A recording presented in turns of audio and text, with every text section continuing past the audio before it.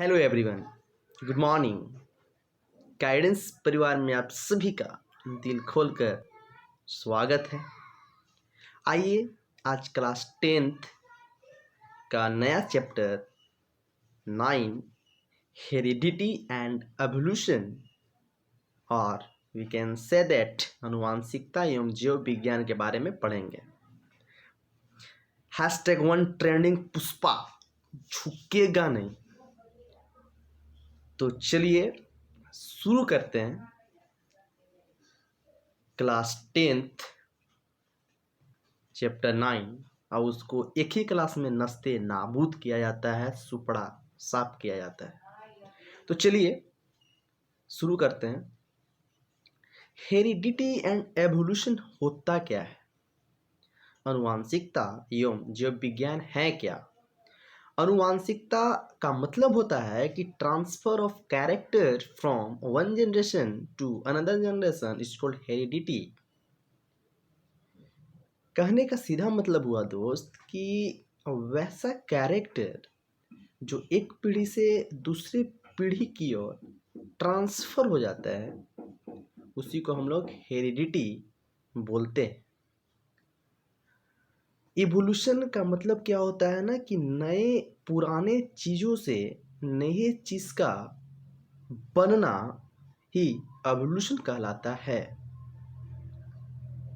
देखिए, इस चैप्टर को पढ़ने से पहले हम लोग को जानना यह जरूरी है कि आखिर सेल होते क्या हैं। कोशिका कोशिका क्या होता है? तो देखो, कोशिका जो होता है, कोशिका को बोला जाता है कि cell is the structural and functional unit of life. जो कोशिका होते हैं हमारे जीवन के एक फंक्शनल यूनिट के रूप में काम करते हैं। हमारे शरीर में जहाँ से आप निकालोगे, यहाँ से भी निकालोगे, यहाँ पर भी तुम्हारा कोशिका है। और जो कोशिका है, जो सेल है, उसके अंदर एक न्यूक्लियस है, ठीक है। और न्यूक्लियस के अंदर जो होता है, न्यूक्लियस के अंदर जो होता है वो क्रोमोसोम होता है। क्रोमोसोम का मतलब होता है गुणसूत्र। और जो क्रोमोसोम होता है, क्रोमोसोम में दो चीज पाए जाते हैं, एक डीएनए, एक प्रोटीन। और डीएनए करता क्या है कि डीएनए प्रोटीन बनाता है, ठीक है। तो डीएनए का फुल फॉर्म होता क्या है? Deoxy ribose nucleic acid. ये तो सेल के बारे में होगा। तो चलिए इस चैप्टर को शुरू से पढ़ते हैं। आइए,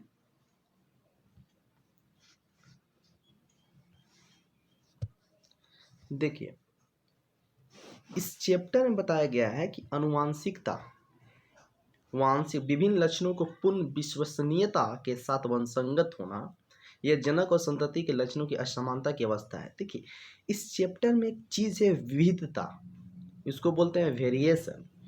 विविधता होता क्या है? तो क्या विविधता हर एक जगह पॉसिबल है? विविधता क्या जरूरी है? इस सारे चीज़ें के बारे में हम इस चीज़ में पढ़ेंगे।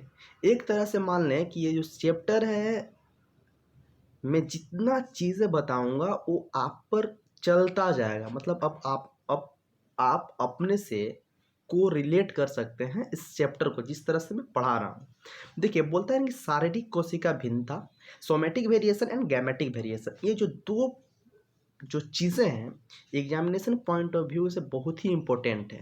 तो इसको अच्छे से हम लोग देखते हैं। देखिए, सोमेटिक वेरिएशन और गैमेटिक वेरिएशन क्या होता है कि कहीं मान के चलिए कि हमारा जो शरीर है, ठीक है, हमें मान के चलिए कि कोई जख्म हो जाता है यहाँ पे, यहाँ पे, यहाँ पे, ठीक है, या मेरा कान कट जाता है, या किसी भी तरह से कुछ भी हो जाता है। जैसे कि आप बोल सकते हैं कि उंगली कट गया, कुछ भी बोल सकते हैं, जो कि शारीरिक में हुआ, ये गैमेटिक में नहीं हुआ। जैसे जब हमारा कोई बच्चा जन्म लेगा तो क्या उसका भी हाथ कटा हुआ होगा? उसका भी हाथ में घाव होगा, जख्म होगा? ये तो पॉसिबल नहीं है। क्योंकि ये ऐसा इसलिए पॉसिबल नहीं है क्योंकि जो हमारा सेक्स क्रोमोसोम है, जिसको हम लोग बोलते हैं स्पर्म, उसमें कोई भी परिवर्तन नहीं होता। आपका उंगली कट गया तो उससे उस स्पर्म को कोई लेना देना नहीं है, तो उसमें कोई अंतर नहीं होगा। इसी चलते जब आपका संतान होगा तो उसी तरह का होगा। कहने का सीधा मतलब कि वह एक नॉर्मल बेबी जन्म लेगा। यदि किसी फीमेल में उसका हाथ कट जाता है, उंगली जल जाता है, जख्म हो जाता है, तो उसमें कोई परिवर्तन नहीं होगा, क्योंकि उसके ओवम, कहने का मतलब अंडाणु में कहीं से भी कोई परिवर्तन नहीं होता है। ठीक है, तो ये बोलता है ये सारी कोशिका में होती है। ये जो होती है सोमेटिक वेरिएशन, ये तो कोशिका में ही होती है। ये बोलती है कि ये अगली पीढ़ी में स्थानांतरित नहीं होते हैं। मैंने बताया कि ये अगले पीढ़ी में नहीं जाएगी, क्योंकि वहाँ पे उसका सेक्स क्रोमोसोम में चेंज नहीं हुआ है। ये बोलता है कि जैव विकास में सहायक नहीं है। यस, ये कहने का सीधा मतलब है भाई कि ये जैव विकास मतलब कि इवोल्यूशन में यह सहायक नहीं होती है, सपोर्ट नहीं करती। जैव विकास में वही सपोर्ट करेगी जिसके अंदर कुछ वेरिएशन होगा। तो यहाँ पे तो देख रहे हैं, यहाँ पे उपार्जित जो लक्षण है, यहाँ पे तो किसी भी तरह का वेरिएशन हो नहीं रहा है। जब वेरिएशन नहीं होगा दोस्त, तो कैसे पॉसिबल है कि उसका जो आने वाला पीढ़ी है वो बदलेगा? नहीं बदलेगा, सिंपल सी बात है। यानी कि वो इवोल्यूशन में सहायक नहीं होते हैं। इन्हें उपार्जित लक्षण भी कहा जाता है। अब इन्हें अनुवांशिक लक्षण भी कहा जाता है। Gametic variation is known as अनुवांशिक लक्षण and somatic variation is known as उपार्जित लक्षण। देखिए, जैसे सांपों बोला है कानों में छेद करना, कुत्ते में पूंछ काटना, मानव के बाल का रंग, मानव शरीर की लंबाई, ये सारे चीज़ें हैं। उम्मीद है कि ये 2 चैप्टर से यदि कहीं से कोई क्वेश्चन पूछेगा तो आप बता देंगे। क्वेश्चन क्या पूछेगा कि हेरिडिटी क्या होते हैं, मैंने बताया। विविधता क्या होता है, ये जनक और संतति के लक्षण, यानी कि जो पेरेंट्स है उनके जो ऑफस्प्रिंग है, जो उनके बच्चे हैं, उनके अंतर जो थोड़ी असमानता होती है, उसी को विविधता बोलते हैं। यानी कि हमसे जो भी ऑफस्प्रिंग हो, संतान होगा, या तो लड़का या तो लड़की होगा। ये थोड़े है कि कोई दूसरा प्रजाति जन्म ले लेगा, तो यानी कि कुछ तो उसमें चेंज होगा। यानी कि सेक्स क्रोमोसोम में चेंज होने की वजह से उसमें कहीं ना कहीं से कोई चेंजिंग आएगी। लेकिन जो संतान होगा या तो लड़का या तो लड़की होगा, दूसरा चीज़ तो होगा नहीं। ये चीज़ है। अब देखिए आगे चलते हैं। देखिए, बोलते हैं कि रिप्रोडक्शन के दौरान किस तरह का विभिन्नता का संचयन होता है, वो चीज़ पढ़ते हैं। देखिए, विभिन्नताएं जो होती हैं 2 तरह की होती हैं। 2 ओके है। एक होता है असेक्सुअल रिप्रोडक्शन और दूसरा होता है सेक्सुअल रिप्रोडक्शन। असेक्सुअल रिप्रोडक्शन को अलैंगिक जनन कहा जाता है और सेक्सुअल रिप्रोडक्शन को लैंगिक जनन कहा जाता है। देखिए, असेक्सुअल रिप्रोडक्शन और सेक्सुअल रिप्रोडक्शन में डिफरेंस क्या है? असेक्सुअल का मतलब होता है ना भाई कि जहाँ पे 2 पेरेंट्स का ज़रूरत नहीं होता है, और सेक्सुअल रिप्रोडक्शन में 2 पेरेंट्स का ज़रूरत होता है। यह अपने आप भी प्रजनन कर सकते हैं, अमीबा हो गए और जितने भी छोटे छोटे जीव हैं वो कर सकते हैं। यानी कि कहने का मतलब है कि जब इन दोनों का पेरेंट्स एक होंगे तो सिमिलरिटीज़ तो सेम ही होगा उन लोग में। यानी कहने का मतलब उनका जो भी बच्चा होगा उसमें किसी भी तरह से डिसिमिलरिटीज़ नहीं होंगे, सेम होंगे। यानी कि उन लोगों को वेरिएशन नहीं होगा, विविधता नहीं होगा। यानी कि जितने भी जीव जंतु है, प्राणी है जो एसेक्सुअल रिप्रोडक्शन करते हैं, उनके अंदर जो है वेरिएशन नहीं होता है। इस टॉपिक से जो भी इम्पोर्टेंट क्वेश्चन है वो ये हो सकते हैं कि अंतर बताइए कि असेक्सुअल रिप्रोडक्शन क्या होते हैं और सेक्सुअल रिप्रोडक्शन क्या होते हैं, एक चीज़। दूसरा चीज़ ये पूछेगा कौन सा विविधता के लिए सबसे महत्वपूर्ण है, क्या असेक्सुअल रिप्रोडक्शन महत्वपूर्ण है या सेक्सुअल रिप्रोडक्शन बहुत महत्वपूर्ण है। तो हम लोग सीधा बोलेंगे कि वेरिएशन वहीं पे होगा जहाँ पे थोड़ी सी असमानता होगी, विविधता होगी, और वो चीज़ वहाँ होगा जहाँ पे सेक्सुअल रिप्रोडक्शन होगा। जब सेक्सुअल रिप्रोडक्शन होगा तभी तो विविधता होगी, तभी तो वेरिएशन होगा। इस तरह के क्वेश्चन इस टॉपिक से पूछे जा सकते हैं।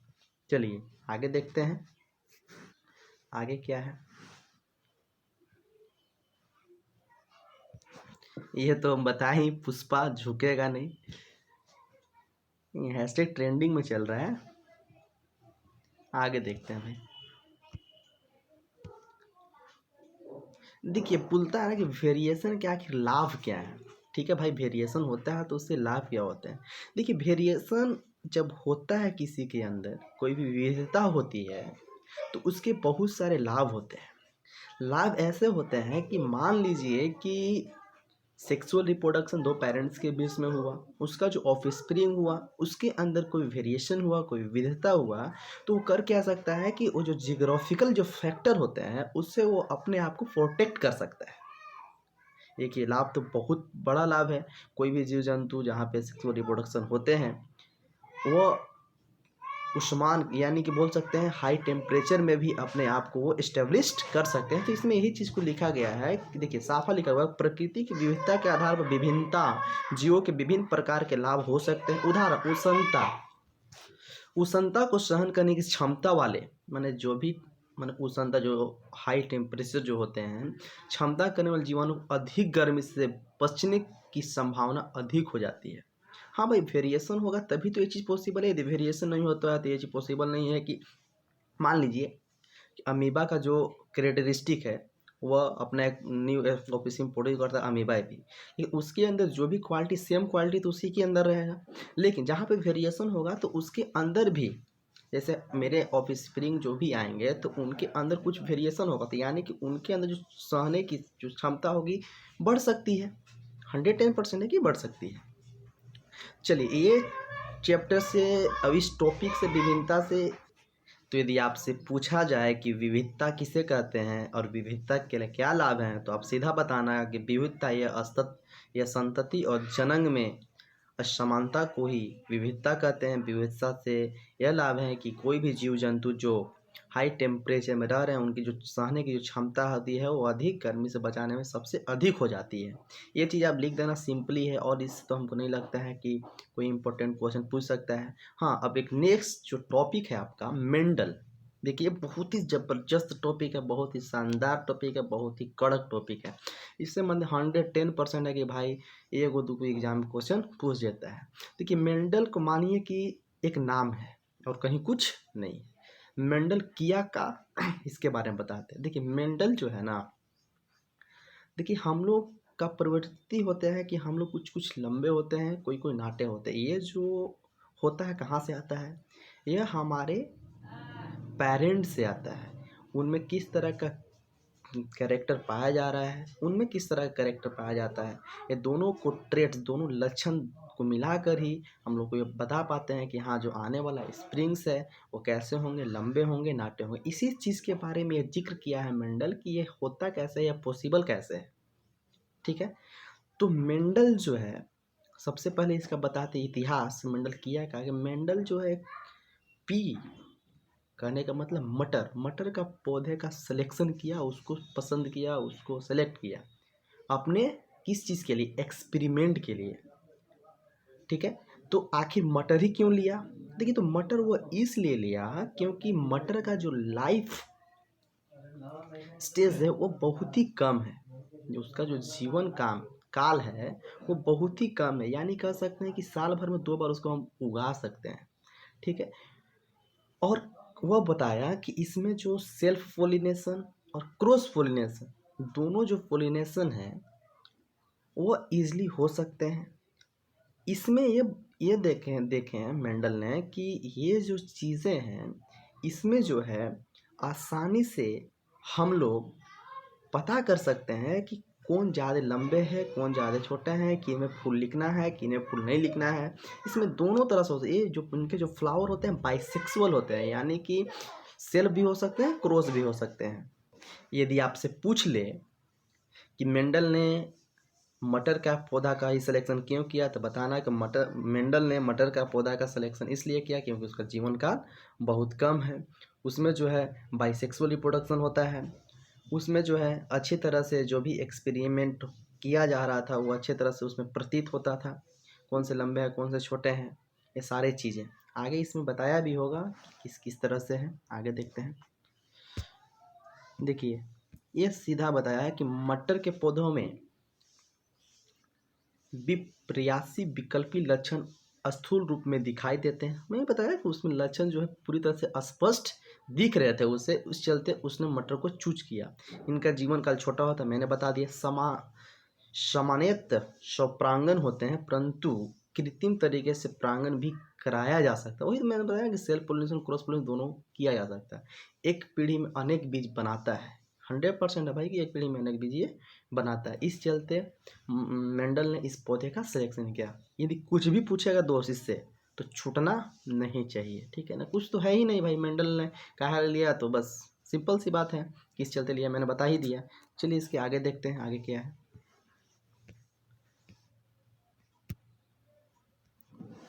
अच्छा उसमें क्या क्या देखा, तने की ऊंचाई देखा, फूलों का रंग देखा, फूल की स्थिति देखा, फूल का आकार देखा, फली का रंग देखा, बीज का आकार देखा, बीज का रंग देखा, लंबा बोना, बैंगनी सफ़ेद, ठीक है। इस तरह से उस सारे लक्षण उस चीज़ में उन्होंने देखा। ये पूछेगा नहीं एग्जाम में, बस एग्जाम में ये पूछेगा मेंडल ने पी प्लांट को क्यों लिया। मैंने तुम लोग को बता दिया कि मेंडल ने पी प्लांट को किस लिए लिया था। अब देखिए इसमें सबसे इम्पोर्टेंट दो चीज़ है, एकल संकरण मोनोहाइब्रिड क्रॉस एंड द्विसंकरण डाइहाइब्रिड क्रॉस। देखो मोनो संकरण में क्या करता है कि वो एक लक्षण को लेता है, कहता है कि मटर के दो पौधे की एक जोड़ी विकल्पी लक्षण के मध्य क्रॉस कराने से एकल संकरण क्रॉस कहा जाता है। ये चीज़ को आप याद कर लीजिएगा, बहुत ही इंपॉर्टेंट चीज़ है।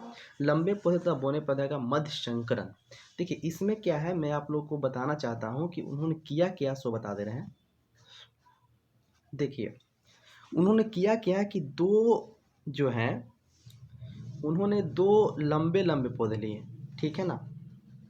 उन्होंने तो क्या किए हैं कि दो लंबे लंबे पौधे लिए, ठीक है। जैसे दो लंबे लंबे पौधे हो गए, उसके बाद दो छोटे छोटे पौधे लिए, वो बौने पौधे लिए, ठीक है। इसके बाद उन्होंने जो है इसको अलग किया। ये तो पेरेंट्स हुए, ये फिलियन जनरेशन इसको 1 मान लीजिए। इन्होंने इसको अलग किया सिंगल सिंगल ट्रेड्स में, यहाँ पर भी इन्होंने अलग किया सिंगल सिंगल ट्रेड्स में। F2 जनरेशन में क्या किया इन्होंने कि इन दोनों को एक दूसरे से क्या किया कि क्रॉस करवाए। यदि हम इसको इससे क्रॉस करवाएं तो स्मॉल टी बिग टी, इसको यदि हम इससे करवाएं तो बिग टी स्मॉल टी। उसके बाद यदि हमको इससे करवाते हैं, ठीक है, तो पाते हैं कि बिग टी स्मॉल टी, ठीक है। उसके बाद इसको यहाँ से करवाते हैं तो टी टी। इसमें देखिए कि जितने भी हैं वो क्या है, लंबे पौधे हैं। इसके दूसरे तरीका में यदि हम जाते हैं, यानी कि अभी तो यहाँ पे जिस तरह से मैंने करवाया है उसके हिसाब से जहाँ जितने भी इसके ऑफ स्प्रिंग है सब तो लंबे हैं, लेकिन दूसरा केस क्या करते हैं हम कि क्या करते हैं कि दो लंबे लंबे इस तरह से वो क्रॉस करा रहे थे। तो उसके बाद उन्होंने किया क्या कि यहाँ तक तो क्लियर है। उसके बाद देखिए किए क्या वो कि big T small T, big T small T, मैं बताऊँगा क्या क्या अथी करता है। अब देखिए इसमें क्या है कि पहले इसमें हम इससे क्रॉस करवाते हैं टी टी, उसके बाद इससे कैपिटल टी स्मॉल टी, उसके बाद इससे कैपिटल टी स्मॉल टी, उसके बाद इससे इसको करवाएं टी टी। इसका जो रेशियो आया, जो जीनोटाइपिक फेनोटाइपिक जो रेशियो है जो दिख रहा है हमको 1:2:1 के अथी में आया। अब इसका जो फिनोटाइपिक हो गया, अब इसको जो जीनोटाइपिक जो रेशियो आएगा वो आएगा 3:1 के रेशियो में। कहने का सीधा मतलब हुआ कि आखिर जो ये चीज़ें लिए मेंडल, आखिर ऐसा उन्होंने क्यों लिया। जब उन्होंने ऐसे चीज़ को लिया इसलिए लिया ताकि वह पता कर सकें कि जो आने वाला जनरेशन वो कैसा होगा। इस वजह से उन्होंने ये एक ही लक्षण को लिया। मोनोहाइब्रिड कहने का मतलब सीधा एकल संकरण, यानी कि एक लक्षण को ही लिया उन्होंने। एक लक्षण को लिया, उसके बाद क्या पाते हैं कि उसमें जो पौधे आ रहे हैं 75% जो पौधे हैं वो लंबे हैं और 25% जो पौधे हैं वो बौने हैं। तो ये पाएँ कि जो टी है और टी है, देखिए ये जो टी है प्रभावी शो करता है और ये जो टी है अप्रभावी शो करता है। यानी कि कहने का मतलब कि टी, बड़ा टी के अंदर यदि जब छोटा टी है तो वो छोटा टी नहीं दिखता है, वो उसको रिसेसिव कहा सकता है। जो टी है उस पर डोमिनेंस कर जाता है। तो कहने का मतलब कि हमारे जो भी नया स्प्रिंग हुआ होगा उन दोनों में तो कोई ना कोई कैरेक्टर होंगे, या तो वो लंबे लंबे होंगे या तो लंबे छोटे होंगे। तो जब दोनों का कैरेक्टर जब एक दूसरे से जुड़ा, तब पाया गया कि मान के चले कि इधर से टी गया उधर से टी आया, तो यानी कि दोनों जो कैरेक्टर हुए लंबे हुए। लेकिन होता क्या है कि सेम सेम आते, इधर से भी कैपिटल टी उधर से भी कैपिटल, लंबे हो जाते हैं। यदि ऐसा होता है कि इधर से स्मॉल टी जाता उधर से भी स्मॉल टी आता, तो होता क्या कि जो भी आने वाला स्प्रिंग होता है वो बौने हो जाते हैं। तो मेंडल जो है इस चैप्टर में इसी के बारे में वो बताए हैं, ठीक है ना। जैसे देखिए यहाँ पे पेरेंट्स हैं कैपिटल टी स्मॉल टी, उन्होंने क्या किया, इसको अलग अलग कर लिया, ठीक है।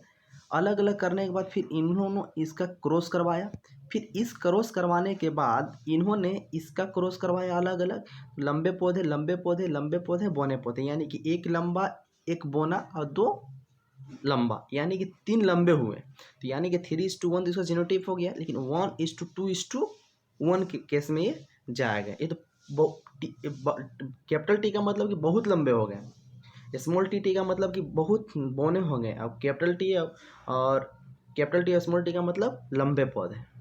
इस तरह के उन्होंने मोनो हाइब्रिड क्रॉस को बताया।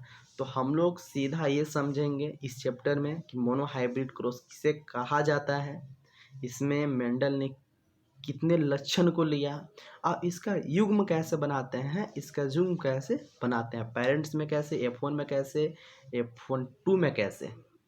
बस इससे एक ही क्वेश्चन ही पूछता है और दूसरा कोई क्वेश्चन नहीं पूछेगा। आएगा तो तुम सिंपली बना दीजिएगा। चलिए आगे देखते हैं इसके आगे क्या है। मैंने आपको ये चीज़ बता दिया। अब देखिए इसका निष्कर्षण तो आप लोग पढ़ लेना, अवलोकन क्या है और निष्कर्ष क्या है। मैंने जिस तरह से बताया कि F1 पीढ़ी में सभी लंबे पौधे थे, F2 में मतलब 75% लंबे थे, 1.4 जो थे वो बौने थे। जीनोटाइपिक रेशियो मैंने बताया 3:1 होता है और जीनोटाइपिक F2 में 1:2:1 होता है। ये चीज़ आप लोग मतलब ये जो चीज़ें हैं ना, ये जो चीज़ है आप लोग इसको भूलिएगा मत, इसको आप अच्छे से याद कर लीजिएगा। ये जो चीज़ है दोनों, ये दोनों को आप लोग कंठस्थ याद कीजिएगा कि मोनो हाइब्रिड क्रॉस में इसका जीनोटाइपिक रेशियो क्या होता है, 1:2:1 होता है और जीनोटाइपिक रेशियो 3:1 होता। हो सकता है एग्जाम में 1 नंबर में क्वेश्चन आपसे पूछ दे, ठीक है। उसके बाद देखिए द्विसंकरण डाई हाइब्रिड क्रॉस क्या होता है। देखो द्विसंकरण में मेंडल ने 2 कैरेक्टर को लिया और ये बोलता है कि पूरी तरह से स्वतंत्र है, वांसंगुति है। मैंने कहने का मतलब कि इसको दूसरे कैरेक्टर से कोई लेना देना नहीं है। मतलब जहाँ पर भी डाई हाइब्रिड क्रॉस होगा वह जो वहाँ पे जो कैरेक्टर होंगे वो पूरी तरह से स्वतंत्र होंगे, वहाँ पे किसी से किसी को कोई मतलब नहीं होगा। जिस तरह से हम लोग मोनो हाइब्रिड क्रॉस में देखें कि एक दूसरे से संबंध बनाएगा तभी हमको उसका कैरेक्टर पता चल पाएगा।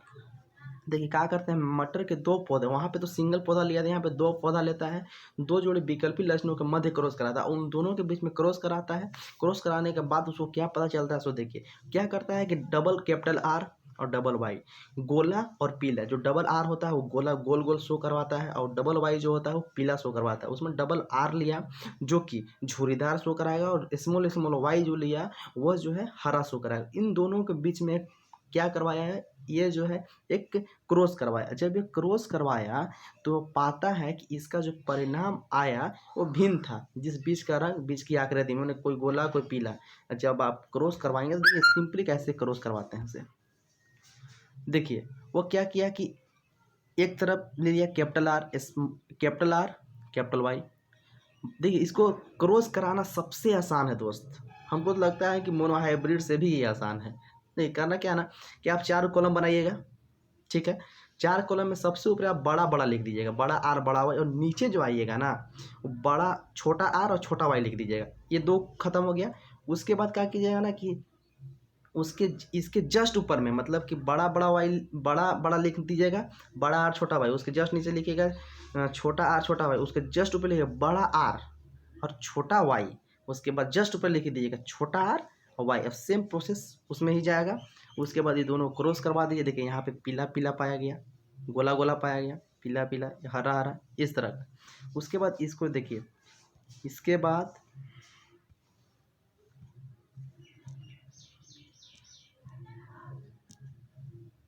क्रॉस करवाने के बाद क्या होता है सो देखते हैं इसमें।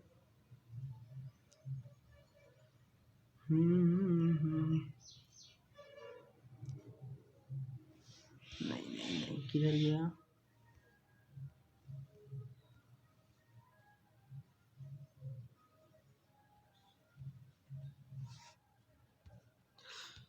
तो देखिए यहाँ पे जो है इसका जो जब हम लोग इसे क्रॉस करवाए तो हम लोग ये पाए कि गोला पीले जो बीज थे 9 थे, गोले हरे बीज 3 थे, झुरीदार पीले बीज जो 3 थे, झुरीदार हरे बीज 1 थे।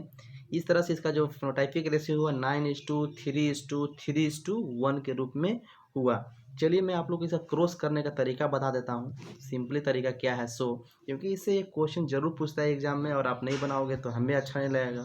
देखते हैं। बोलता है डाई हाइब्रिड क्रॉस का संकरण कीजिए, उसका ई गुम बनाइए। तो भाई भूल जाओगे तो फिर दिक्कत हो जाएगा। चलो देखते हैं। तो करिएगा का ना कि देखिए करिएगा का आप कि जैसे ऐसे कीजिएगा 1 2 3 4, ठीक है, 1 2 3 4 मान के चलिए, ठीक है। Capital R capital Y, small R small Y, ठीक है, इस तरह से कीजिएगा, ठीक है। उसके बाद कीजिएगा क्या आप, उसके बाद करना, देखिए यहाँ तो क्लियर है कि capital R capital Y small Y. उसके बाद करना क्या है कि कैपिटल आर, फिर इसके बाद ये लिखिए कैपिटल आर स्मॉल वाई, उसके बाद capital Y small R. Same process ऊपर में लिख देना है, बड़ा बड़ा बड़ा बड़ा, छोटा छोटा, बड़ा छोटा, बड़ा छोटा। इसको एक दूसरे से क्रॉस करवा दीजिए, ठीक है। इसको इससे, इसको इससे, इसको इससे, इसको इससे, इसको इससे, इसको इससे, इसको इससे, इस तरह से इसको आप लोग को क्रॉस करवा के यहाँ पे सिंपली लिख देना है, ठीक है। और कुछ नहीं है इसमें, ठीक है। उसके बाद पूछा इसका फिनोटाइपिक रेशियो क्या है, बोल दीजिएगा फिनोटाइपिक रेशियो 9:3:1 है। सिंपल सी बात है। चलिए आगे देखते हैं। अब देखिए यहाँ पे जो है जो नेक्स्ट चैप्टर है कि मानव का लिंग निर्धारण, मानव में लिंग का निर्धारण होना। देखिए सबसे पहले मैं आपको ये बताता हूँ कि मानव में लिंग निर्धारण जो होता है कैसे होते हैं। देखिए हम लोग जो हैं, हम लोग के पास जो होते हैं कितने सेक्स क्रोमोसोम कितने होते हैं, देखिए 46 होते हैं। जो हमारे अंदर जो सेक्स क्रोमोसोम है कितने होते हैं, 46 होते हैं। ये क्या है, ये हम लोग का 46 जो है गुणसूत्र है, सेक्स क्रोमोसोम है। क्या होगा जब, जैसे अब इसको हम लोग लिख सकते हैं 22+XY, और जैसे मेल में हो गया। फीमेल का बात करें तो उन लोगों में 46 यहाँ पर हम लिख सकते हैं 44 ना, 44+XX, ये ऑटोजोम्स होते हैं, ठीक है। ये जो होते हैं ऑटोजोम्स होते हैं। अब ये जो XY होता है ये गुणसूत्र होता है, ये X6 क्रोमोजोम्स होते हैं, ठीक है। ये भी वही चीज़ हुआ, ठीक है। तो यानी कि कहने का सीधा मतलब हुआ कि हमारे जैसे जब 46 जो हमारा गुणसूत्र है, सेक्स क्रोमोसोम है, यदि उसमें चेंजिंग होंगे तो क्या होंगे। देखिए यदि चेंजिंग होते हैं तो उसका बहुत बड़ा हानि हम लोग का है। हानि ये है कि जो भी हमारे ऑफस्प्रिंग होंगे वह उनमें किसी भी तरह का कोई भी फॉल्ट पाया जाएगा। या तो हो सकता है कि उनके दोनों सिर जुड़े हुए होंगे, हो सकता है कि वह लूल्हे लंगड़े पैदे ले लें। कहने का मतलब कि एक नॉर्मल बेबी पैदा लेने के लिए, नॉर्मल बच्चा पैदा लेने के लिए उसका जो सेक्स क्रोमोसोम है वो 46 होना ही चाहिए। तब जाकर वह हो सकता है कि जो आपका आने वाला जो बच्चा है वो जो है पूरी तरह से जो है क्या होगा, एक नॉर्मल होगा। तो यहाँ पे सीधा लिखा हुआ है कि देखिए जो नर होते हैं उसमें XY सेक्स क्रोमोसोम होते हैं और जो मादा होते हैं उसमें XX क्रोमोसोम होते हैं। जो XY क्रोमोसोम होता है उसको हम लोग अलग अलग कर देते हैं, जैसे अलग अलग ट्रेट्स में, जैसे XY और XX, और उसको क्या करते हैं एक दूसरे से क्रॉस करवाते हैं। तो हम लोग ये पाते हैं कि जहाँ पे XX होगा वो मादा होंगे और जहाँ पे XY होगा वो नर होगा। तो इसमें एक सबसे इम्पोर्टेंट क्वेश्चन ये पूछा जाता है कि यहाँ पे जो होंगे वो कौन से रिप्रोडक्शन होंगे। तो यहाँ पे तो भाई सेक्सुअल रिप्रोडक्शन होगा कि दो पेरेंट्स का ज़रूरत है। यहाँ पे दो पेरेंट्स जहाँ पे वहाँ पे सेक्सुअल रिप्रोडक्शन है, लैंगिक जनन है।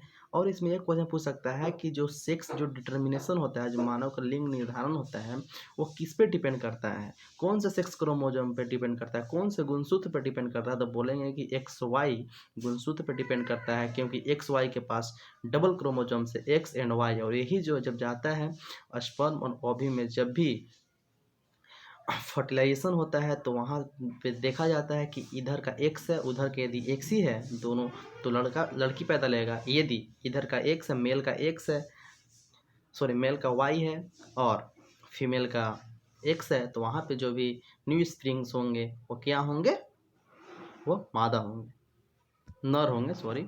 देखिए आधे बच्चे लड़के एवं आधे लड़की हो सकते हैं, सभी बच्चे ये तो बताया उसमें। अतः बच्चे का लिंग इस बात पर निर्भर करता है कि उन्हें अपने पिता से किस प्रकार गुणसूत्र प्राप्त हुआ। मैंने वही चीज़ बताया, जिस बच्चे को अपने पिता से गुणसूत्र X वांशगत हुआ वो लड़की, जिसमें पिता से Y गुणसूत्र वांशगत हुआ वो लड़का। एकदम सिंपल सी बात, और इसमें तो हमको नहीं लगता है कि कहीं से कोई क्वेश्चन पूछेगा।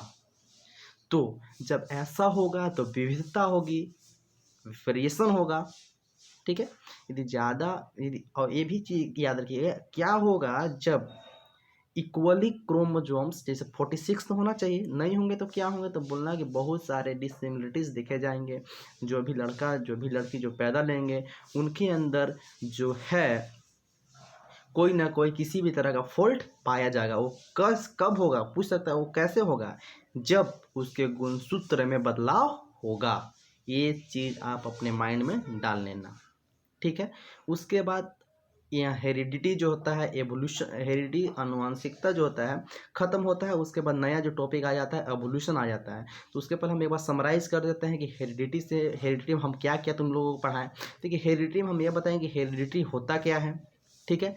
हेरिडिटी कहाँ पे होगा, क्या असेक्सुअल रिप्रोडक्शन में हेरिडिटी होगा, बोलना भाई नहीं होगा। सेक्सुअल रिप्रोडक्शन में हेरिडिटी होगा। हेरिडिटी होगा आखिर सेक्सुअल रिप्रोडक्शन में हेरिडिटी क्यों होगा, क्योंकि वहाँ पे वेरिएशन होगा, और जहाँ पे वेरिएशन होगा, जहाँ पे विविधता होगी, वहीं पे जो है हेरिडिटी पॉसिबल है। तभी वहाँ का जो पीढ़ी है आगे बढ़ेगा। ये चीज़ अपने माइंड में आप कैप्चर कर ले। मैंने ये बताया कि उसमें सोमेटिक वेरिएशन क्या होता है, गेमेटिक वेरिएशन क्या होता है, क्या जो शारीरिक जो उपार्जित लक्षण है क्या वह जीव विकास में मदद करते हैं, तो बोलिए कि नहीं, ये जो जीव विकास में मदद नहीं कर सकते हैं। जो आनुवंशिकता जो लक्षण है वह जो है जीव विकास में मदद करते हैं। आखिर जीव विकास होता क्या है, तो जीव विकास का मतलब होता है कि पुराने चीज़ों से कुछ नई चीज़ों का उत्पन्न हो जाना, उसी को हम लोग जीव विकास कहते हैं। इसमें लिखा है कि वह निरंतर धीमी गति से होने वाला प्रक्रम जो हजारों करोड़ों वर्ष पूर्व जीवों में शुरू हुआ, जिससे नई स्पेसीज का उद्भव हुआ, उसी को जीव विकास कहते हैं। तो क्या जीव विकास होना चाहिए, क्या जीव विकास हमें पढ़ना चाहिए? जीव विकास आखिर हम लोग को सिखलाता क्या है? आखिर जीव विकास वर्ड आया कैसे? देखिए, तो जीव विकास का मतलब जो होता है कि हम लोग को इससे यह पता चलता है कि हो सकता है कि जो हमारे जो पूर्वज होंगे वह कुछ और होंगे, उनमें कुछ डिसिमिलिटीज हुई, तो हम लोग जो है एक मानव रूपी जन्म लिए। क्या जो मानव जो है, जो हम जो है, क्या किसी से संबंध रखते हैं? क्या उसका संबंध हमारे से है? इन सारे चीज़ों को हम आज पढ़ेंगे। यदि हम लोग फोर लिम्स ऑफ, ठीक है ना, छिपकली के बात करते हैं, मेढक के बात करते हैं, तो उन लोग को हम लोग पाते हैं कि उनका जो एल्बो होता है, प्रोसेसिंग सेम होता है, संरचना लेकिन अलग होता है। जो हड्डी का जो बनावट होता है ठीक इसी प्रकार होता है। यानी कह सकते हैं कि हमारे जो पूर्वज होंगे, जो हमारे जो पूर्वज होंगे, हो सकता है कि उनमें और मेढक में, छिपकली में कुछ तो समानता होगी, तभी तो आज उनका जो ये फोरलिम्स होते हैं, जो यहाँ का हड्डी का जो बनावट होती है, वो एक मिलता जुलता है। तो जीव विकास जो इवोल्यूशन हम लोग को यही बताता है कि हो सकता है कि हमारे बीच में बहुत करोड़ों वर्षों साल पहले कोई ना कोई एक दूसरे से संबंध होगा, तभी हम एक दूसरे से कोरिलेट करते हैं। तो जीव विकास का मतलब कि नई चीज़ों का उत्पन्न होना। और जीव विकास कब पॉसिबल है, जीव विकास कब होगा, उसके लिए ज़रूरी क्या है जीव विकास के लिए, तो हम लोग वो आगे देखते हैं कि जीव विकास के लिए ज़रूरी क्या चीज़ है। ठीक है ना। तो उम्मीद है कि जीव विकास आप समझे होंगे। चलिए इसको और डीप में जाता हूँ, तब और क्लियर कर पाएंगे कि जीव विकास होता क्या है। चलिए, ये एक एग्जाम्पल की तौर में बताया है कि जीव विकास जो होते हैं किस किस तरह से एक नए चीज़ों को उत्पन्न कर देते हैं। ठीक है, आगे देखते हैं इसमें है क्या। देखिए, यह तो उस एग्जाम्पल का एक निष्कर्ष बताया कि कहा क्या कि हरे भृगों को प्राकृतिक चयन का फायदा हुआ, क्योंकि वो हरी झाड़ियों में दृश्य नहीं है। यह प्रकृति चयन को द्वारा किया गया प्रकृति चयन वृक्ष स्मृति में अनुकूलन दर्शा रहा है, जिससे समष्टि पर्यावरण में और अच्छी तरह से रह सके। मतलब ये इवोल्यूशन के बारे में सिंपली हमें बता रहा है कि किस तरह से हमको ये बतलाने की कोशिश कर रहा है कि इवोल्यूशन होता कैसे है, कैसे जैसे एक चीज़ से नया चीज़ का उत्पत्ति हो जाता है, कैसे एक माने जब शुरुआत में जो उसका जो स्पेसीज होता है एक ही होता है, लेकिन करोड़ों वर्षों सालों बाद होता क्या है कि उसका जो कैरेक्टरिस्टिक है वह अलग हो जाता है, एक नए स्पेसीज का निर्माण हो जाता है, एक नए स्पेसीज बन जाते हैं। यानी कि पहले जो मेरा स्पेसीज था सिंगल था, सिंगल से कैसे एक अलग स्पेसीज का निर्माण हो जाता है, इस एग्जाम्पल से हमें यही बता सकता है। ये एग्जाम्पल सिर्फ आपको समझाने के लिए दिया गया है और इसमें कुछ नहीं है। बस आप ये समझें कि शुरुआत में हजारों करोड़ों वर्षों साल पहले मेरा प्रजाति एक ही था, लेकिन करोड़ों वर्षों सालों बाद वो जो प्रजाति हुआ कोई अलग अलग प्रजातियां हों गई, यानी कि स्पेसीज जो है बट गई। ठीक है, इस तरह से आगे देखते हैं इसमें क्या है उस चीज़ का। अब देखिए एक, हाँ, ये तो हमको एग्जाम्पल तो ये बतलाना चाहा है कि इवोल्यूशन कैसे हुआ। ठीक है, अब एक वर्ड आया उपार्जित लक्षण एवं आनुवांशिक लक्षण। ये बहुत ही इम्पोर्टेंट है, मैं पहले ही बताया। उपार्जित लक्षण को शारीरिक बोलेंगे और आनुवांशिक लक्षण को गेमेटिक बोलेंगे। ठीक है ना। तो देखिए, उपार्जित लक्षण क्या विविधता के लिए ज़रूरी है, क्या ये विविधता में सहायक होती है, तो हम सीधा बोलना है कि नहीं, ये जो लक्षण होती हैं विविधता में जो है सहायक नहीं होती है। अब पूछेगा कि काहे नहीं होती हैं, तो बोलिएगा कि विविधता में इसलिए नहीं होती है क्योंकि इसमें सेक्सुअल रिप्रोडक्शन होता है। जहाँ पे सेक्सुअल रिप्रोडक्शन होगा वहीं पे वेरिएशन में मदद करेगी। एग्जाम्पल के तौर में सपोज कीजिए कि आप गंजे हैं, सपोज कीजिए कि आपका कान कटा हुआ है, सपोज कीजिए कि आपका हाथ कटा हुआ है, सपोज कीजिए कि आपके शरीर में जख्म है, तो क्या आपका जो आने वाला बच्चा होगा उसमें वही चीज़ होगा? सिंपल सी बात है कि नहीं होगा, क्योंकि हमारे स्पर्म में किसी भी तरह का, हमारे जो स्पर्म में किसी भी तरह का कोई भी चेंज नहीं हुआ। यानी कि हमारा जो सेक्स क्रोमोसोम है, जो हमारा गुणसूत्र है, उसमें चेंजिंग नहीं होता है। इस चलते जो हमारा आने वाला ऑफस्प्रिंग है वह जो है नॉर्मल होगा। उसमें कब चेंजिंग होगा? जब हमारे क्रोमोजोम्स में, यानी कि मेरा जो क्रोमोजोम 23 जाता है, मेल का 23 और फीमेल का 46 होता है। लेकिन कोई कारणवश वजह से यदि जो सेक्स क्रोमोजोम्स है वो कम हो जाता है या ज़्यादा हो जाता है, तब हमारा जो संतान होगा उसमें बहुत सारे फॉल्ट पाए जाएंगे। ठीक है, तो बोलता है कि ये लक्षण जीवों द्वारा अपने जीवन में प्राप्त किए जाते हैं। देखिए, हम लोग तो एक नॉर्मल बेबी पैदा लेते हैं, लेकिन किसी के आँख पे चश्मा चढ़ जाता है, कोई बाल हेडेड हो जाते हैं, तो वो अपने आप उस लक्षण को एक्वायर्ड करते हैं। शुरुआत में उनमें वो चीज़ नहीं होता है। जैसे किसी का देखते हैं वो गंजे हो जाते हैं, तो वो अपने आप उस लक्षण को एडॉप्ट कर लेते हैं, लेकिन शुरुआत में वैसे नॉर्मली होते हैं। ठीक है, तो इसमें वेरिएशन नहीं होता है, तो यह जो है विविधता में सहायक नहीं होंगी। ये बोलता है कि जनन कोशिका के डीएनए में कोई अंतर नहीं लाते। एकदम से जो जनन कोशिकाएं जो होती हैं, जो सेल रिप्रोडक्शन जो सिस्टम होती है, उसमें जो है इसमें कोई अंतर नहीं लाता है। अगली पीढ़ी में जब वेरिएशन नहीं होगा तो भाई अगली पीढ़ी में कैसे वंशांगुन तो हो सकते हैं? नहीं हो सकते हैं। सिंपल सी बात। ये लक्षण जीवों को वंशांगुन प्राप्त होते हैं, एकदम 100% है भाई, बताए भी हम पहले। ये जनन कोशिका में और जो वांछित लक्षण होते हैं वह जो होते हैं अगले पीढ़ी में स्थानांतरित होते हैं। ये चीज़ है आपको जो आपको यादें रखनी है। उम्मीद है भाई कि तुम लोग को मतलब भरोसा है हमको अपने आप पे कि हम जो बता रहे हैं तुम लोग माइंड में जा रहा होगा, समझ पा रहे होगे। आगे देखते हैं। अब देखिए, जाति उद्भव किस प्रकार होता है। बहुत ही जबरदस्त टॉपिक है भाई। मतलब जाति का उद्भव होना मतलब कैसे? तो देखिए, जाति का उद्भव तब होता है कि जीन का प्रवाह होना, माने उन दो समष्टियों के बीच होता है जो पूरी तरह से अलग नहीं हो पाती, किंतु आंशिक रूप से अलग अलग हैं। देखिए, जहाँ पे जीन का फ्लो होगा वहाँ पे जो है जाति का उद्भव होगा। ठीक है, जहाँ पे जीन का फ्लो नहीं होगा वहाँ पे जाति का उद्भव नहीं होगा। ठीक है, मैं इसको एक बहुत ही ज़बरदस्त एग्जाम्पल के से समझाऊंगा आपको कि जो कि आपका माइंड इस तरह से बैठेगा जो कभी लिखनेगा नहीं। चलिए, ये चीज़ तो मैंने बता दिया।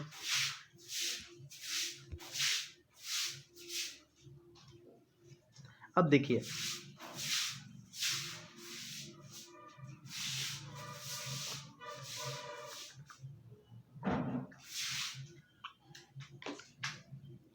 इसमें देखिए बोलता है कि आनुवांशिक विचलन क्या है।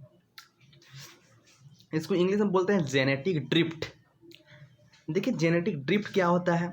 बोलता है ना कि किसी एक समष्टि के उत्तरोत्तर पीढ़ियों में जिसकी बारंबारता से अचानक परिवर्तन का उत्पन्न होना आनुवांशिक विचलन कहते हैं। प्राकृतिक चुनाव भी होता है जाति उद्भव के लिए। उसमें बताया कि वह प्रक्रम जिसमें प्रकृति एवं उन जीवों को चुनाव कर बढ़ावा देती है जो बेहतर अनुकूलन करते हैं। भौगोलिक पृथ्वीकरण जनसंख्या में नदी, पहाड़ आदि के कारण आता है। इससे तो उस समष्टि का मध्य अंतर जनन नहीं हो पाता। देखिए, हम इसको एक अच्छी तरह से आपको एग्जाम्पल की तौर से समझाते हैं। उम्मीद है कि आपको जो मैं समझाऊंगा आपको जो है बहुत ही बेहतरीन तरीके से समझ आएगा। चलिए देखते हैं इसको कैसे समझाया जा सकता है भाई। देखिए, एक जो है सिंपल सी है कि मान लेते हैं कि एक यह जो है एक प्लेनेट है। क्या है भाई? प्लेनेट। प्लेनेट के मतलब होता है ग्रह। इस कैसे पृथ्वी प्लेनेट है, मान लीजिए ना भाई ये पृथ्वी है, यहाँ पे कोई जीव जंतु रहते हैं बहुत सारे, गोला गोला जो है बहुत सारे रहते हैं। ये सब जितना भी है एक जीव जंतु है। क्या हुआ ना एक दिन कि भूकंप आ गया। क्या हुआ? भूकंप आया। ठीक है, भूकंप आया तो हुआ क्या कि कोई कोई तो जीव जंतु बचे और कोई कोई मर गए। ठीक है, जिनके अंदर कैपेसिटी था उस भूकंप आने से बचने का, वो उन लोगों तो बच गए, लेकिन जिनके अंदर वो जो एडेप्टेशन का जो कैपेसिटी था नहीं था वह मर गए। लेकिन जो जो बचे वो तो नेचुरल के द्वारा इन्वायरमेंट के द्वारा सेलेक्ट हुए, यानी कि नेचुरल सिलेक्शन हुआ उनमें, तभी तो वो बच पाए। यदि प्रकृति को वो सेलेक्ट किए, कहने का सीधा मतलब कि जब वो अलग अलग हुए हैं, जब भूकंप आया, सोचिए कल्पना कीजिए कि एक प्रजाति है यहाँ पे रहती है, यहाँ पे रहती है, तो क्या हुआ कि भूकंप आया। भूकंप आया तो ये जो प्रजाति पहले तो एक ही थी, लेकिन जब भूकंप आया तो दो अलग अलग होंगे, मतलब कि ये अलग ये अलग, ये दोनों चीज़ों अलग अलग होंगे। यानी कि इधर का जो जीन है इधर नहीं जा सकता है, इधर का जो जीन है इधर नहीं आ सकता है। यानी कि जब जीन इधर से इधर का इधर नहीं जाएगा, इधर का इधर नहीं जाएगा, तो पॉसिबल ही नहीं है कि वहाँ पे जाति का उद्भव होगा। जाति का नया जाति कब होगा? जब उसका जीन फ्लो होगा। यानी कि हम इंडिया में हैं, हम अमेरिका में रह रहे हैं, तो यदि हम इंडिया से अमेरिका जाते हैं तब तो हमारा जीन का फ्लो होगा, ठीक है, तब तो हमारा वहाँ का प्रजाति दूसरा होगा। अमेरिका वाला यदि इंडिया आता है, इंडिया में अपना जीन का फ्लो करता है, तब तो इंडिया का जो है बच्चा पैदा लगेगा वो अमेरिकन टाइप का होगा। लेकिन यहाँ पे जीन का प्रभाव ही नहीं हो रहा, तो पॉसिबल है यदि हम इंडिया में हैं तो इंडिया ही जैसा का रूप रंग का लड़का पैदा होगा। सिंपल सी बात है। तो आप समझ गए कि जाति उद्भव में सबसे इम्पोर्टेंट क्या रखता है? जीन फ्लो रखता है। अब देखिए यहाँ पे जब क्या बोलते हैं कि जब भूकंप आया तो हुआ क्या कि दो अलग अलग हो गए। जब दो अलग अलग ये चीज़ें हो गई, ठीक है, तो जीन का फ्लो नहीं हो रहा है। और देखिए जब पृथ्वीकरण हुआ, कहने का मतलब कि जब भूकंप आया तो जो नेचुरल के द्वारा सेलेक्ट थे वो तो सेलेक्ट हो गए, और जो नेचर के द्वारा सेलेक्ट नहीं थे वो मर गए, ठीक है। ये सारे चीज़ें उसके बाद ऐसा पाया गया होगा, ठीक है ना, ये तो अलग अलग चीज़ें होंगे। उसके बाद फिर क्या पाया गया कि कुछ कुछ ऐसी जगह जहाँ पे कोई भी बिना अनुकूलन के, माने बिना एडेप्टेशन के नए जाति का मतलब विकास हो जाना। कहने का मतलब कि जब जेनेटिक ड्रिफ्ट आया होगा, ठीक है, तो दो तो अलग अलग बढ़ गए, एकदम अलग अलग बढ़ गए। लेकिन कुछ ऐसे होंगे कि ना इससे इसका कोई ताल्लुक होगा, ना इससे कोई इसका ताल्लुक होगा, कोई अलग ही जगह पे होंगे। मान के चलिए कोई अलग ही जगह पे हैं, तो वहाँ पे क्या होगा कि करोड़ों वर्षों साल बाद वह जो है एक नए जाति का उत्पन्न कर देंगे। तो यानी कि शुरुआत में जो हम लोग का जो इस प्लेनेट में हम बताएंगे, शुरुआत में जाति तो एक था, लेकिन पृथ्वीकरण के कारण हुआ क्या कि दो अलग अलग हो गए, ठीक है। तो इधर का अलग ही स्पेसीज हो गया, इधर का ही अलग ही स्पेसीज हो गया। यानी कि इधर वाला अपना तरह का कैरेक्टरिस्टिक में चलेंगे, इधर वाला अपना तरह कैरेक्टरिस्टिक में चलेंगे। इधर का अपना अलग गुण है, इधर का अपना अलग गुण है, ठीक है। और जो बीच वाला बचा हजारों करोड़ों वर्षों बाद वो एक नए जाति को पैदा कर देगा। यानी कि शुरुआत में स्पेसीज एक थे, उनमें उससे बहुत सारे दूसरे नए स्पेसीज का जो जन्म हुआ उसी को जाति उद्भव कहते हैं। तो उम्मीद है दोस्त कि पसंद आया होगा, उम्मीद है दोस्त कि समझ आया होगा, उम्मीद है दोस्त कि भूलोगे नहीं। चलो आगे देखते हैं इसका आगे क्या है।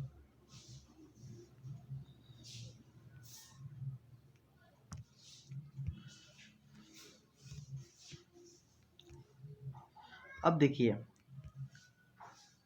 ये जो टॉपिक है बहुत ही मस्त टॉपिक है भाई, मतलब हार्ट टचिंग टॉपिक है।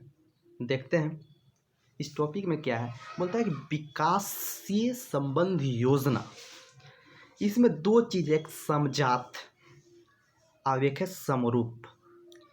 इसको आप याद कर लीजिएगा। हो सकता है कि 1 मार्क्स में 2 मार्क्स में एग्जाम में पूछ दे कि समजात और समरूप अभिलक्षण है क्या। देखिए समजात में जो संरचना होंगी एक होंगी और जो कार्य होंगी अलग अलग होंगी। यानी कि जब हम लोग मेढक का बात करते हैं उसके 4 लिम्स के बारे में, तो संरचना एक है, ठीक है, संरचना एक है उसका, ठीक है, लेकिन उसका जो कार्य है अलग है। देखिए विभिन्न जीवों में यह अभिलक्षण जिनकी आधारभूत संरचना लगभग एक समान होती है। मतलब मैं ही तो बताया कि संरचना एक है लेकिन कार्य भिन्न भिन्न है, ठीक है ना। मेढक का 4 लिम्स के बारे में बात करें तो उनका भी 4 लिम्स इसी तरह का होता है, लेकिन उनका अलग काम है। मानव का जब 4 लिम्स के बारे में बात करें तो उनका भी अलग ही है, लेकिन जो कार्य है संरचना एक है, बनावट जो हम लोग का है एक ही है, लेकिन जो कार्य है अलग अलग है, तो उसको हम लोग बोलते हैं समजात अभिलक्षण। उदाहरण पक्षी, सरीसृप, जल स्थलचर। जल स्थलचर में भी मेढक उड़क आ गए के पदों के आधारभूत संरचना का एक समान है, किंतु ये विभिन्न कशेरुक जीवों में, मैं यही चीज बताया आप लोग को तो समझ ही में आ गया होगा कि समझात में संरचना एक, कार्य अलग अलग। एग्जाम्पल मेढक का संबंध बोल सकते हैं कि मनुष्य से, कि उसका फोरलिम्स जो होता है एक होता है लेकिन कार्य डिफरेंट होता है, ठीक है। समरूप अभिलक्षण में क्या होता है ना कि संरचना जो होती है ना अलग अलग होती है, संरचना जो होती है अलग अलग होती है लेकिन कार्य एक होता है। देखिए पक्षी के उग्रपात एवं चमगादड़ के उग्रपात, देखिए बर्ड्स का जो फर होता है, ठीक है ना, पंछी का और चमगादड़ का, चमगादड़ में भी फर होता है लेकिन कार एक है, कार्य एक, कार दोनों का उड़ना ही है, लेकिन संरचना जो है ना, जो संरचना जो उन लोग का जो बनावट है, देखिए संरचना एवं का अंतर होता है।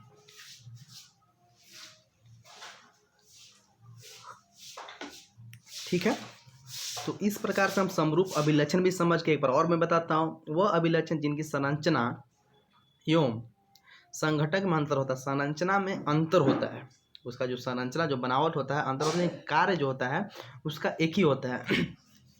पंछियों की बात करें और चमगादड़ की बात करें, इसका एक एग्जाम्पल है। समरूप अंग यह प्रदर्शित करते हैं कि जिन जंतुओं के अंग में सामान्य कार्य करते हैं, अलग अलग पूर्वजों में विकासित हुए। ये चीज़ तो आप लोगों को समझ में आ गया होगा। एक टॉपिक है जीवाश्म। जीवाश्म कहते हैं किसको है, तो जीवाश्म का मतलब होता है कि जीव के परिरक्षित अवशेष जीवाश्म कहलाते हैं। उदाहरण जैसे कई मृत कीट गर्म मिट्टी में सूखकर कठोर हो जाएं। देखिए जीवाश्म, सपोज कीजिए कि करोड़ों वर्षों साल पहले कोई जीव जंतु, कोई वनस्पति मर गए होंगे, मृत हो गए होंगे। कुछ सालों के बाद उसका खुदाई किया गया तो उसके ऊपर में कुछ चीज़ पाया गया, उसके और नीचे कुछ चीज़ पाया गया, उसके और नीचे कुछ चीज़ पाया गया, ठीक है ना। तो मृत शरीरों का कोई का हड्डी मिला, कोई और चीज़ मिला। मतलब जब खुदाई किया गया, करोड़ों वर्ष अब मर गए, जब खुदाई किया गया तो पाया गया कि उसमें जो है ये चीज़ जीवाश्म में। इस तरह का क्वेश्चन आपसे पूछ सकते हैं कि आमोनाइट का जीवाश्म क्या है, ट्राइलोबाइट का जीवाश्म क्या है, नाइटिया का जीवाश्म क्या है, राइजोसोरस का जीवाश्म क्या है। तो इसमें साफ लिखा है कि आमोनाइट का जो जीवाश्म है अकेशरुकी है, ट्राइलोबाइट का जो जीवाश्म है अकेशरुकी है, नाइटिया का जो जीवाश्म है मछली है, राइजोसोरस का जो है जीवाश्म है डायनासोर कपाल है। ये सारे चीज़ आपको जीवाश्म में पूछ सकते। जीवाश्म यदि कोई पूछ सकता है, बोलिए कि ये मृत शरीरों का अपघटक है जो कि करोड़ों वर्ष पहले हम लोग पाए और अभी भी पाया जाता है, उसी को जीवाश्म कहते हैं। आप इसको डिफाइन अच्छी तरह से कर सकते हैं। इसका उदाहरण आप याद रखिएगा, बहुत ही इंपॉर्टेंट है। ये जो उदाहरण है आपके एग्जामिनेशन पॉइंट ऑफ से भी इंपॉर्टेंट है, वो आपके एग्जाम में पूछ सकता है। जीवाश्म कितने पुराने होते हैं, बोले खुदाई करने पर पृथ्वी का सतह का निकट वाला जीवाश्म गहरे स्तर पर पाए गए जीवाश्मों के अपेक्षा अधिक नए होते हैं। सब एकदम सिंपल ये बात है कि जो यार ऊपर पाया जाएगा और जो नीचे पाया जाएगा तो समझ सकते हैं कुछ अलग ही होगा, नया ही होगा, ठीक है। फॉसिल डेटिंग क्या होता है, जिसमें जीवाश्म में पाए जाने वाले किसी एक तत्व के विभिन्न समस्थानिकों के अनुपात के आधार पर जीवाश्म का समय निर्धारण किया जाता है। फॉसिल डेटिंग से उसका जो जीवाश्म का जो एज है वो हम लोग डिटरमाइन कर सकते हैं। इसको बोलते हैं radio carbon dating. Radio carbon dating की मदद से हम लोग जो है जीवाश्म का जो एज है उसको हम डिटरमाइन कर सकते हैं। तो जीवाश्म में ही क्वेश्चन आएगा, जीवाश्म किसे कहते हैं, अमोनोनाइट का जीवाश्म क्या है, ट्राइबोलाइट का जीवाश्म क्या है, नाइटिया का जीवाश्म क्या है, राइजोसोरस का जीवाश्म क्या है। ये चीज़ आप याद कर लीजिएगा। उसके बाद आता है विकास एवं वर्गीकरण। देखिए विकास का मतलब डेवलपमेंट, वर्गीकरण का मतलब क्लासिफिकेशन। देखिए तो डेवलपमेंट और क्लासिफिकेशन क्या है, ये एक दूसरे से संबंध कैसे बनाते हैं, तो बोलता है कि ये जो दोनों जो हैं आपस में जुड़े हैं। तो बताएंगे भाई कैसे संबंध बनाते हैं। देखिए बोलते हैं जीवों का वर्गीकरण उनके विकास के संबंध का प्रतिबिंब है। तो बोल सकते हैं कि development and classification is the pillar of relation between organisms. बोल सकते हैं कि ये जो जीवों का जो वर्गीकरण है, जो भी जीव जंतु को क्लासिफाइड किया जाता है, ठीक है ना, उनका विकास के संबंध पे ही किया जाता है। उनका किस तरह से उनमें विकास हुआ, किस तरह से उनमें डेवलपमेंट हुआ, किस तरह से वो विकास किए, कैसे विकास किए हैं, तो विकास से ही जीवों का क्लासिफिकेशन, उसका वर्गीकरण किया जाता है। मतलब दो स्पेसीज के, मान के चलते एक स्पेसीज, दो स्पेसीज के मध्य इन लोग के बीच में मान के चलिए कि जितने अधिक अभिलक्षण समान होंगे, माने इन दोनों के बीच में अधिक लक्षण जो समान होगा, उनका संबंध भी उतना ही निकट होगा। मान के भाई उसका जो लक्षण जब समान है तो भाई उसका जो संबंध है वो भी तो नज़दीकी होगा। कहने का मतलब कि मानव हम हैं, बंदर है, तो उसका समान, बंदर और मानव एक दूसरे से मिल रहे हैं, मतलब उसका कैरेक्टरिस्टिक बहुत सारा मिलता जुलता है। तो हम क्या करेंगे क्लासिफिकेशन के दौरान, वो कैसे हुआ, डेवलपमेंट ही के अनुसार हुआ। तो उस डेवलपमेंट के बेसिस पे मानव और बंदर को एक जगह रख देंगे, चलो भाई हाँ इन लोग का जो कैरेक्टरिस्टिक है चलो मिलता जुलता है भाई, तो इसको एक जगह पे रख देते हैं। इस तरह से इसका क्लासिफिकेशन हुआ। तीसरा पॉइंट बोलता है कि जितने अधिक समानताएं उनमें होगी, उनका उद्भव भी निकट अतीत में समान पूर्वजों से हुआ होगा। एकदम सही बात है।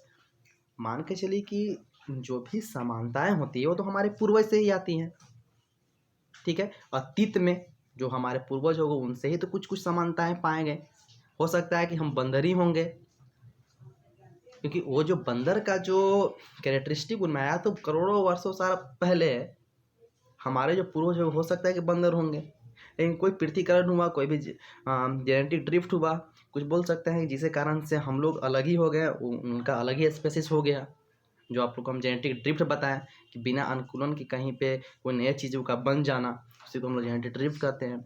उसके बाद देखो, जीवों के मध्य समानता है हमें उन जीवों को एक समूह में रखने और उनके अध्ययन का अवसर प्रदान करती है। तो होता क्या है ना कि बोल सकता है क्लासिफिकेशन से क्या इंपॉर्टेंट है, what is the importance of classification, what is the importance of वर्गीकरण। तो बोलेंगे कि इससे होता क्या है ना कि हम लोग मतलब किसी भी, मान के चलिए कि हम मानव हैं और एक बंदर है, हम लोग एक करेक्टरिस्टिक एक चीज़ में रख दिया गया, तो जब हम पढ़ेंगे उसको अध्ययन जब करेंगे तो हमको आसानी हो जाएगी। यानी कि जो मानव का करेक्टरिस्टिक होगा वो बंदर करेक्टरिस्टिक थोड़ा सा मिलता जुलता होगा। तो यानी कि हम लोग जो अध्ययन को उसको मतलब कि जो क्लासिफिकेशन का जो मतलब जो अध्ययन में हम लोग उसको कन्वीनियंट करने के लिए हम लोग वर्गीकरण करते हैं। तो बोल सकते हैं कि अध्ययन को कन्वीनियंट करने के लिए, आसान करने के लिए वर्गीकरण भी किया जाता है। इस तरह से हम लोग समझ सकते हैं कि विकास एवं वर्गीकरण एक दूसरे से कैसे संबंध बनाते हैं, कैसे एक दूसरे से जुड़े हुए हैं, क्या कारण है कि डेवलपमेंट के बेसिस पे, विकास के बेसिस पे वर्गीकरण किया जाता है। मैं सारे चीज़ों को आप लोगों को बताया। उम्मीद है दोस्त कि मतलब समझ में आ गया होगा। ठीक है, देखते हैं आगे क्या है।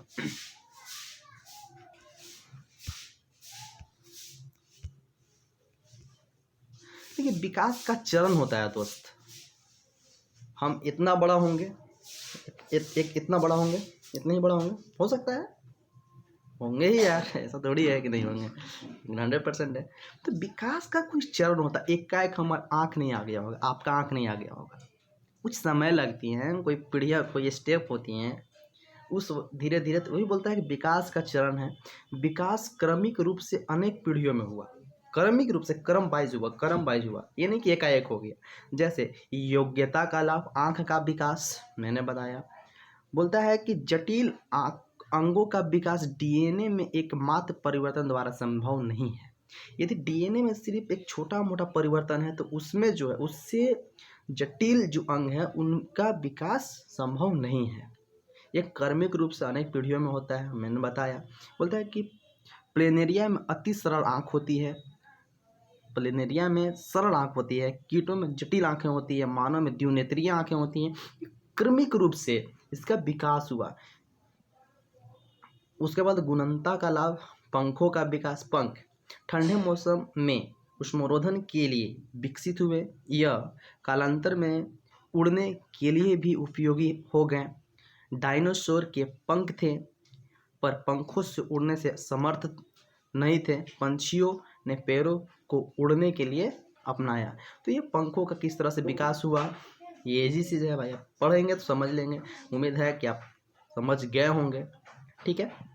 कृत्रिम चयन, देखिए कृत्रिम चयन क्या होता है ना कि ये मतलब एक चीज़ से बहुत सारे चीज़ों का बन जाना। बोलता है कि बहुत अधिक भिन्न दिखने वाले संरचनाएं एक समान परिकल्प में विकसित हो सकती हैं। 2000 वर्ष पूर्व मनुष्य जंगली गोभी को एक गाढ़ा खाद्य पौधे के रूप में उगाता था तथा उससे चयन द्वारा इससे विभिन्न सब्जियां विकसित किए। इसे कृत्रिम चयन करते हैं, आर्टिफिशियल सिलेक्शन बोल सकते हैं ना इसको। देखिए, एक गोभी हुआ, उससे गाढ़ गोभी हुआ, फूल गोभी हुआ, बैकरोली हुआ, फूल गोभी हो गया, गोभी हो गया, केल हो गया। इस सारे चीज़ वो कृत्रिम रूप से उन्होंने उसको उपजाया। यही चीज़ इसमें बताया गया है, ये कोई बड़ा चीज़ नहीं है। हाँ, ये एग्जामिनेशन पॉइंट ऑफ व्यू से बहुत ही इंपॉर्टेंट चीज़ है। बोल सकता है कि किन्हीं 5 सब्जियों का नाम बताइए जो एक ही सब्जी से हुआ, ठीक है। उसका आपको नाम बताना जो कि कृत्रिम चयन के द्वारा हुआ था। बताइए, गाढ़ गोभी, फूल गोभी, ब्रोकोली, गोभी के लिए इंपॉर्टेंट क्वेश्चन है, एग्जाम में पूछ सकता है, इसको हल्के में न लीजिएगा, ठीक है। देखिए, मानव विकास कैसे हुए। मानव विकास के अध्ययन के मुख्य साधन क्या है? उत्खनन, समय निर्धारण, डीएनए अनुक्रम का निर्धारण, जीवाश्म अध्ययन, ये सब सारी चीज़ें मानव विकास किस तरह से मानव विकास की उत्पत्ति हुआ, ये सब सारी चीज़ें हैं, आप पढ़ सकते हैं। अब देखिए, कुछ परिभाषाएं हैं, अनुवांशिक परिभाषाएं, जैसे जीन। मेंडल ने जीन को कारक तथा फैक्टर कहा। जीन अनुवांशिक हो की इकाई है। युग्म, विकल्पीय एलील, ये सब सारे। देखिए, एलील क्या होती है ना, जैसे हम लोग लिए थे ना, जैसे मेंडल जब हम पढ़ा रहे थे तो मेंडल में हम क्या बताए थे कि कैपिटल टी, स्मॉल टी, तो ये दोनों अलग अलग हैं।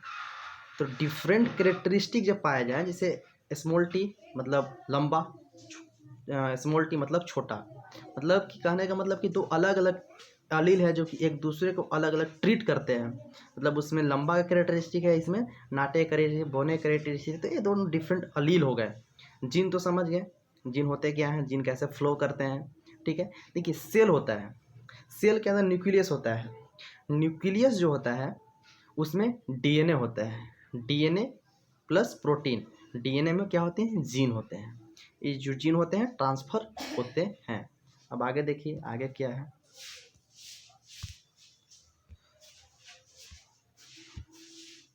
देखिए, हेट्रोजाइगस, होमोजाइगस क्या होते हैं? हेट्रोजाइगस में दो अलग अलग, जैसे स्मॉल टी, कैपिटल टी, मैंने दो अलग अलग, तो हेट्रोजाइगस। होमोजाइगस जो होते हैं जो एक ही तरह का हो गया, या तो लंबा लंबा या तो बोने बोने। प्रभावी डोमिनेंस हम बताएं कि जो मतलब वह जीन F1 पीढ़ी में प्रकट होता है। जैसे डोमिनेंस कहने का मतलब ना कि हमसे कोई और बलवान है जो हमको डोमिनेट करता है, हम उससे बलवान, हम उसको डोमिनेट कर देते हैं। हम अच्छा पढ़ाते हैं, सही है, लेकिन हमसे भी कोई अच्छा पढ़ाता है, वो हमको डोमिनेट कर दिया, वो हमको ख़त्म कर दिया, उसका ट्रेंड हो गया। लेकिन हाँ, कुछ ऐसा है कि हम उससे अलग कुछ पढ़ाते हैं तो वो डोमिनेंट हो गया, हम ट्रेंड में आ गए। तो डोमिनेंस से कहने का मतलब किसी एक चीज़ पर डोमिनेट कर जाना, वो चीज़ नहीं दिखना और दूसरा चीज़ दिख जाना। जैसे विराट कोहली, रोहित शर्मा। विराट कोहली आज बहुत शतक मारा है, रोहित शर्मा भी बनाया है, लेकिन विराट नाम आता है पहले विराट कोहली, उसके बाद रोहित शर्मा। लेकिन रोहित शर्मा और विराट कोहली में कंपेरिजन नहीं किया जाना चाहिए, क्योंकि दोनों प्लेयर जो हैं लेवल के हैं, टैलेंट काफ़ी है उन लोगों में। वैसे सभी प्लेयर सही होते हैं क्योंकि बहुत मेहनत करने के बाद उस ऊंचाई तक पहुंच पाते हैं। सबका शौक़ होता है कि हम एक कामयाबी प्राप्त करें, ठीक है ना। चलिए, ये तो टॉपिक से हटकर कुछ बातें थी, मैं समझाने के लिए बोला है कि डोमिनेंस क्या होते हैं, रेसेसिव क्या होती हैं। रेसेसिव भी अभी देखिए, जीन रूपी जीनोटाइपिक क्या होता है, जो दिखता है। फिनोटाइपिक जो होता है, जो दिखते हैं, जो नहीं दिखते हैं, जैसे capital T T, small T T, ठीक है ना। तो जैसे फिनोटाइपिक का मतलब कि हमको जो दिख रहा है, जैसे 1:2:1 हम लोग देखा था ना मेंडल में, कि एक लंबा था, फिर दो लंबे ही थे, लेकिन उनमें जो था वो मतलब जो टी था वो नहीं दिख रहा था, बिग टी ही दिख रहा था, नाटे थे वो भी था, बहुत सारी चीज़ें थे इसमें, और कुछ नहीं है। सूक्ष्म विकास स्पेसीज समझ जाइए कि जनसंख्या में समान जीवों का समूह जो आपस में निश्चय कर उत्पाद जीव बनाता है, उसको स्पेसीज। गुणसूत्र हम बताए, धागे जैसी संरचनाएं कोशिका में के केंद्र में न्यूक्लियस में क्रोमोसोम्स होता है, उसमें जो धागा टाइप का होगा ना, उसी को हम लोग क्या बोलते हैं, उसको हम लोग गुणसूत्र बोलते हैं, तो हम आपको बता ही दिए। अब देखिए, कुछ नाम जो हैं, जैसे देखिए इसी कुछ इंपॉर्टेंट क्वेश्चन है एग्जामिनेशन पॉइंट ऑफ व्यू से, तो हम लोग वो चीज़ हम लोग को याद रहना बहुत ही ज़रूरी है कि भाई उसको कहा किया जाता है, ठीक है ना। तो चलिए, तो बताइए तो मानव का साइंटिफिक नाम क्या है? मानव का साइंटिफिक नाम वैसे तो आपको हम बताए नहीं, लेकिन हम बताते हैं कि मानव का जो साइंटिफिक नाम होता है होमो सेपियंस। होमो सेपियंस मानव का साइंटिफिक नाम है। और मटर का जो साइंटिफिक नाम है पिसम सेटिवम नाम है, पिसम सेटिवम। ठीक है ना। तो पूछ दे कि मटर का क्या साइंटिफिक नाम है, पिसम सेटिवम बोलिएगा। मानव का पूछ दे तो बोलिएगा होमो सेपियंस। जीन कहाँ उपस्थित रहता है, डीएनए में होता है, न्यूक्लियस के अंदर होता है। ठीक है। एक जनसंख्या के दो सजीव पूर्ण रूप से समान नहीं होते हैं, क्यों? क्योंकि उसमें वेरिएशन नहीं होता है। ठीक है। एक जनसंख्या के दो सजीव पूर्ण रूप से समान नहीं होते, क्योंकि वेरिएशन होगा यार, उसमें वेरिएशन होगा तो पूर्ण रूप से कैसे समान होंगे? जब वेरिएशन नहीं होगा तब ना समान नहीं होंगे। सजीव है, निर्जीव थोड़ी है। ठीक है। एक्स तथा एक्स वाई गुणसूत्र किस नाम से जाने, सेक्स क्रोमोसोम्स के नाम से जाने जाते हैं। उन 5 सब्जियों के प्रजाति का नाम लिखे जो जंगली कभी, तो बताएं 5 किस तरह का होता है।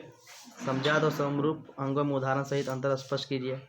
हम आपको बता ही दिए हैं। जीवाश्म क्या है, जीवाश्म की उम्र ज्ञात करें, करने की विधियाँ क्या है। विधियाँ बोलिएगा रेडियो एक्टिव से होते हैं, उसको रेडियो कार्बन डेटिंग की मदद से ही हम लोग जीवाश्म का जो एज है उसको हम लोग जानते हैं। चलिए, इस तरह से ये जो चैप्टर है पूरी तरह से ख़त्म होता है। 1 घंटा 5 मिनट में मैंने इस चैप्टर को ख़त्म किया। चलिए, मैं आपको अभी ये बताना चाहता हूँ कि अब इस चैप्टर से हम लोग सीखे क्या।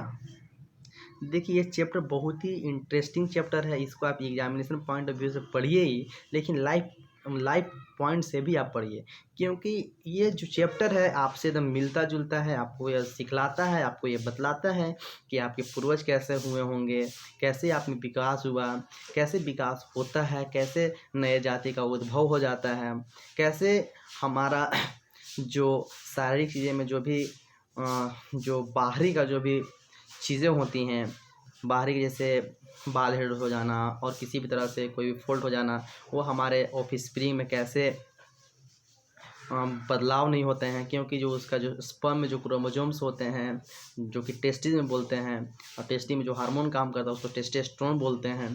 तो ये सारी चीज़ें जो हैं हम लोग पढ़े इस चैप्टर में। बहुत सारे मेंडल क्या किया, क्यों पी प्लांट को लिया। इस तरह से आप भी कुछ नए चीज़ों के एक्सपेरिमेंट कर सकते हैं कि यदि हम ये चीज़ करते हैं तो उसका क्या विकल्प हो। आप एक दिन आप भी मेंडल बन सकते हैं। तो ट्राई कीजिए, कुछ नए चीज़ों को साइंस हमको सिखलाता है, कैसे नए चीज़ों का उत्पत्ति हुआ। साइंस कुछ नहीं है। साइंस यदि जीवों का बात करें तो हम लोग ही साइंस हैं। आप अपने आप में साइंस ढूंढ सकते हैं, आप अपने आप को अपने आप से रिलेट कर सकते हैं, जो कि आपको बहुत दिनों तक याद रहेगा। पढ़ाता सब कोई है, भूलता सब कोई है। तो कहने का मतलब कि पढ़ो ऐसा कि किसी को पढ़ा सको। That's all. Thanks. Have a science day to all of you. That's all. Thanks. Thank you for listening and giving your precious time for watching this video. Thank you so much.